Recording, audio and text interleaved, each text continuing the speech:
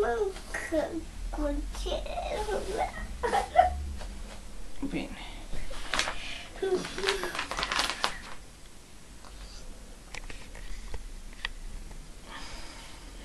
O să bău lapte cu biberonul. Cu cănuța vrei? Nu ca... Nu cazul.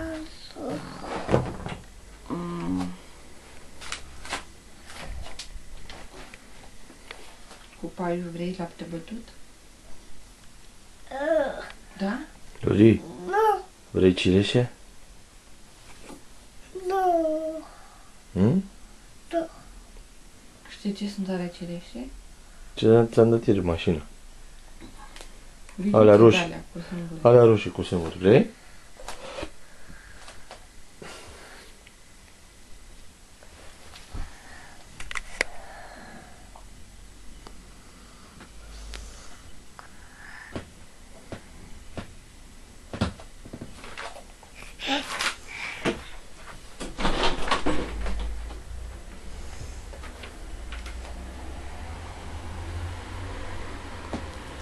Ia vorbește cu fata de acolo, ia zi. Ce bună, ce faci? Spune. Ilorica. Da?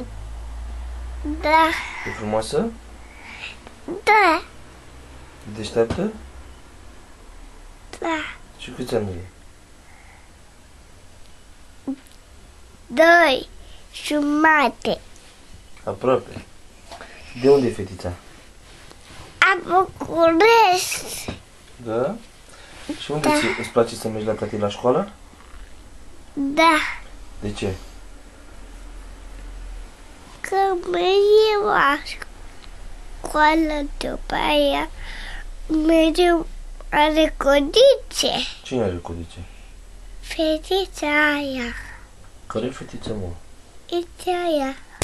Ia, dă-ți Pampers-ul jos. Dă Pampers-ul jos, Lorica, că e plin. Haide, dă-l jos.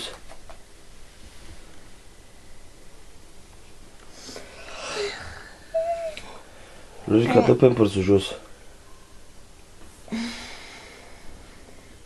De ce asta dimineața? Hm?